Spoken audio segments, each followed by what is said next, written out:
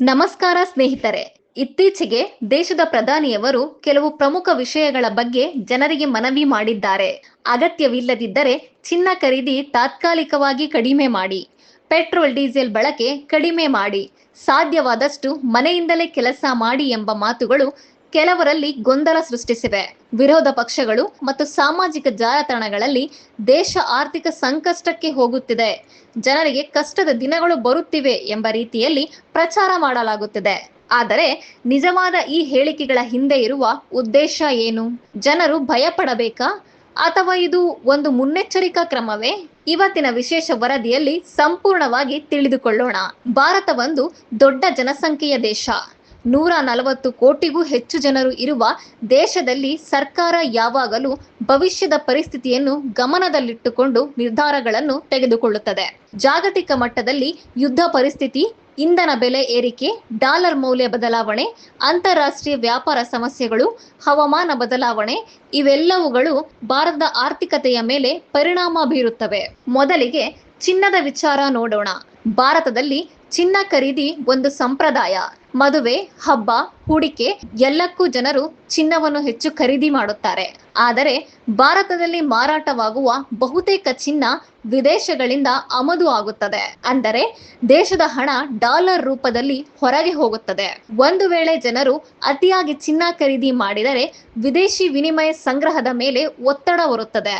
ಇದರಿಂದಾಗಿ ರೂಪಾಯಿ ಮೌಲ್ಯ ಕುಸಿಯುವ ಸಾಧ್ಯತೆ ಹೆಚ್ಚುತ್ತದೆ. ಅದಕ್ಕಾಗಿಯೇ ಕೆಲ ಸಂದರ್ಭಗಳಲ್ಲಿ ಸರ್ಕಾರ ಮತ್ತು ಆರ್ಥಿಕ ತಜ್ಞರು ಅಗತ್ಯವಿದ್ದಷ್ಟೇ ಚಿನ್ನ ಖರೀದಿ ಮಾಡಿ ಎಂದು ಮನವಿ ಮಾಡುತ್ತಾರೆ. ಇದು ಚಿನ್ನ ಖರೀದಿ ಸಂಪೂರ್ಣ ನಿಲ್ಲಿಸಿ ಅನ್ನೋ ಆದೇಶ ಅಲ್ಲ, ಜನರು ಹೆದರಬೇಕಾದ ಪರಿಸ್ಥಿತಿಯೂ ಅಲ್ಲ. ಒಂದು ಕುಟುಂಬದಲ್ಲಿ ಹಣಕಾಸಿನ ಪರಿಸ್ಥಿತಿ ಕಷ್ಟವಾಗಿದ್ದರೆ ಅನಾವಶ್ಯಕ ಖರ್ಚು ಕಡಿಮೆ ಮಾಡಿಕೊಳ್ಳುವಂತೆ ಹೇಳುತ್ತಾರೆ. ಅದೇ ರೀತಿ ದೇಶದ ಮಟ್ಟದಲ್ಲೂ ಮುನ್ನೆಚ್ಚರಿಕೆ ಕ್ರಮ ತೆಗೆದುಕೊಳ್ಳಲಾಗುತ್ತದೆ. ಇದನ್ನು ಕೆಲವರು ತಪ್ಪಾಗಿ ಅರ್ಥ ಮಾಡಿಕೊಂಡು ದೇಶ ದಿವಾಳಿ ಆಗುತ್ತಿದೆ ಎಂದು ಹೇಳುತ್ತಾರೆ. ಆದರೆ ನಿಜವಾಗಿ ಭಾರತ ಆರ್ಥಿಕತೆ ಜಾಗತಿಕ ಮಟ್ಟದಲ್ಲಿ ಇನ್ನೂ ಬಲವಾಗಿಯೇ ಇದೆ ಎಂದು ಅನೇಕ ಅಂತಾರಾಷ್ಟ್ರೀಯ ವರದಿಗಳು ಹೇಳುತ್ತಿವೆ. ಹೌದು, ಸವಾಲುಗಳಿವೆ. ಆದರೆ ಸವಾಲು ಇದೆ ಅಂದ್ರೆ ದೇಶ ಕುಸಿಯುತ್ತಿದೆ ಅನ್ನೋದಲ್ಲ. ಇದೀಗ ಪೆಟ್ರೋಲ್ ಮತ್ತು ಡೀಸೆಲ್ ಬಳಕೆ ಕಡಿಮೆ ಮಾಡುವ ಮಾತಿನ ಬಗ್ಗೆ ನೋಡೋಣ. ಭಾರತ ತನ್ನ ಇಂಧನದ ಬಹುಪಾಲನ್ನು ವಿದೇಶಗಳಿಂದ ಖರೀದಿ ಮಾಡುತ್ತದೆ. ಅಂತಾರಾಷ್ಟ್ರೀಯ ಮಾರುಕಟ್ಟೆಯಲ್ಲಿ ಕಚ್ಚಾ ತೈಲ ಬೆಲೆ ಏರಿದರೆ ಭಾರತಕ್ಕೂ ಅದರ ಹೊರೆ ಬರುತ್ತದೆ. ಪೆಟ್ರೋಲ್ ಡೀಸೆಲ್ ದುಬಾರಿ ಆದರೆ ಸಾರಿಗೆ ವೆಚ್ಚ ಹೆಚ್ಚುತ್ತದೆ. ಸಾರಿಗೆ ವೆಚ್ಚ ಹೆಚ್ಚಾದರೆ ತರಕಾರಿ, ಆಹಾರ, ಕಟ್ಟಡ ಸಾಮಗ್ರಿ ಸೇರಿದಂತೆ ಎಲ್ಲ ವಸ್ತುಗಳ ಬೆಲೆ ಏರಬಹುದು. ಅದಕ್ಕಾಗಿ ಸರ್ಕಾರಗಳು ಯಾವಾಗಲೂ ಸಾರ್ವಜನಿಕ ಸಾರಿಗೆ ಬಳಸಿ, ಅನಗತ್ಯ ವಾಹನ ಓಡಾಟ ಕಡಿಮೆ ಮಾಡಿ, ಇಂಧನ ಉಳಿಸಿ ಎಂದು ಹೇಳುತ್ತವೆ. ಇದು ಹೊಸ ಮಾತೇ ಅಲ್ಲ. ಹಿಂದೆಯೂ ಅನೇಕ ಪ್ರಧಾನಿಗಳು, ಮುಖ್ಯಮಂತ್ರಿಗಳು, ಜಾಗತಿಕ ನಾಯಕರು ಇದೇ ರೀತಿ ಮನವಿಗಳನ್ನು ಮಾಡಿದ್ದಾರೆ. 1 ತಿಂಗಳು ಜನರು ಬೈಕ್ ಓಡಿಸಬೇಡಿ ಅಂತ ಯಾರೂ ಹೇಳಿಲ್ಲ. ಅಗತ್ಯವಿಲ್ಲದ ಪ್ರಯಾಣ ಕಡಿಮೆ ಮಾಡಿ ಅನ್ನೋದು ಮಾತ್ರ ಉದ್ದೇಶ. ಹಾಗೆ ಕೆಲವರು ಇದನ್ನು ಹಿಡಿದು ಇನ್ನು ಪೆಟ್ರೋಲ್ ಸಿಗಲ್ಲ, ದೇಶದಲ್ಲಿ ಇಂಧನ ಸಂಕಷ್ಟ ಎಂದು ಭಯ ಹುಟ್ಟಿಸುವ ಕೆಲಸ ಮಾಡುತ್ತಾರೆ. ನಿಜವಾಗಿ ಸರ್ಕಾರದ ಉದ್ದೇಶ 3 ಪ್ರಮುಖ ವಿಷಯಗಳ ಮೇಲೆ ಇರುತ್ತದೆ. ಮೊದಲನೆಯದು ವಿದೇಶಿ ಹಣದ ಉಳಿವು, ಎರಡನೆಯದು ಪರಿಸರ ರಕ್ಷಣೆ, ಮೂರನೆಯದು ಭವಿಷ್ಯದ ಇಂಧನ ಭದ್ರತೆ. ಇಂದಿನ ಜಗತ್ತಿನಲ್ಲಿ ವಿದ್ಯುತ್ ವಾಹನಗಳತ್ತ ಹೆಚ್ಚಿನ ದೇಶಗಳು ಸಾಗುತ್ತಿವೆ. ಕಾರಣ ಇಂಧನ ಸಂಪನ್ಮೂಲಗಳು ಶಾಶ್ವತ ಅಲ್ಲ. ಒಂದು ದಿನ ಕಚ್ಚಾ ತೈಲದ ಅವಲಂಬನೆ ಕಡಿಮೆ ಮಾಡಲೇಬೇಕು ಎಂಬುದು ಜಗತ್ತಿನ ಆರ್ಥಿಕ ತಜ್ಞರ ಅಭಿಪ್ರಾಯ.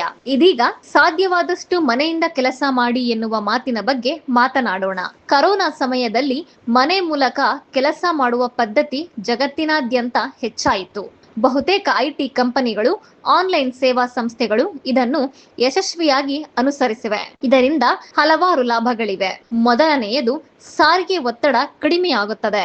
ಎರಡನೆಯದು ಇಂಧನ ಬಳಕೆ ಕಡಿಮೆಯಾಗುತ್ತದೆ. ಮೂರನೆಯದು ನಗರಗಳಲ್ಲಿ ಟ್ರಾಫಿಕ್ ಸಮಸ್ಯೆ ಕಡಿಮೆಯಾಗುತ್ತದೆ. ನಾಲ್ಕನೆಯದು ಮಾಲಿನ್ಯ ನಿಯಂತ್ರಣಕ್ಕೆ ಸಹಾಯಕವಾಗುತ್ತದೆ. ಇದನ್ನು ನೋಡಿ ದೇಶದಲ್ಲಿ ಕೆಲಸವೇ ಇಲ್ಲ, ಅದಕ್ಕಾಗಿ ಮನೆಯಲ್ಲಿ ಕುಳಿತುಕೊಳ್ಳಿ ಅಂತ ಹೇಳ್ತಾರೆ ಅನ್ನೋದು ಸರಿಯಾದ ಅರ್ಥವಲ್ಲ. ಯಾವ ಕೆಲಸ ಮನೆಯಿಂದ ಮಾಡಬಹುದು ಮಾಡಬಹುದು, ಅಲ್ಲಿ ಆ ಅವಕಾಶ ಬಳಸಿಕೊಳ್ಳಿ ಅನ್ನೋದು ಮಾತ್ರ ಉದ್ದೇಶ. ಕೆಲವರು ಸಾಮಾಜಿಕ ಜಾಲತಾಣಗಳಲ್ಲಿ ಒಂದು ಹೇಳಿಕೆಯನ್ನು ಕತ್ತರಿಸಿ ಹಾಕಿ ವೈರಲ್ ಮಾಡುತ್ತಾರೆ. ಪೂರ್ಣ ಭಾಷಣ ಕೇಳದೆ ಜನರು ತೀರ್ಮಾನ ಮಾಡಿಬಿಡುತ್ತಾರೆ. ಇದರಿಂದ ಅನಗತ್ಯ ಗೊಂದಲ ಉಂಟಾಗುತ್ತದೆ.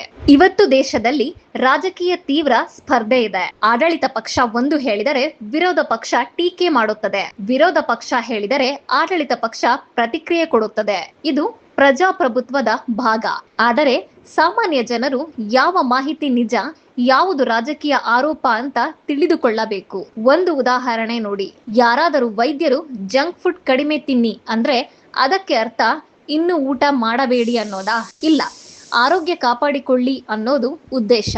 ಅದೇ ರೀತಿ ಸರ್ಕಾರ ಅಗತ್ಯವಿಲ್ಲದ ಖರ್ಚು ಕಡಿಮೆ ಮಾಡಿ ಅಂದ್ರೆ ಅದು ಜನರು ಸಂಕಷ್ಟದಲ್ಲಿ ಬೀಳ್ತಾರೆ ಅನ್ನೋ ಸೂಚನೆ ಆಗಲೇಬೇಕೆಂದಿಲ್ಲ. ಕೆಲ ಸಂದರ್ಭಗಳಲ್ಲಿ ಇದು ಮುನ್ನೆಚ್ಚರಿಕೆ ಮತ್ತು ಜವಾಬ್ದಾರಿಯ ಮನವಿ ಮಾತ್ರ. ಮಾಧ್ಯಮಗಳಲ್ಲಿ ಕೆಲವೊಮ್ಮೆ ಸಾಮಾಜಿಕ ಜಾಲತಾಣಗಳು ಮತ್ತು ಕೆಲವು ಮಾಧ್ಯಮಗಳಲ್ಲಿ ವಿವಿಧ ರೀತಿಯ ವಿಶ್ಲೇಷಣೆಗಳು ಬರುತ್ತಿವೆ.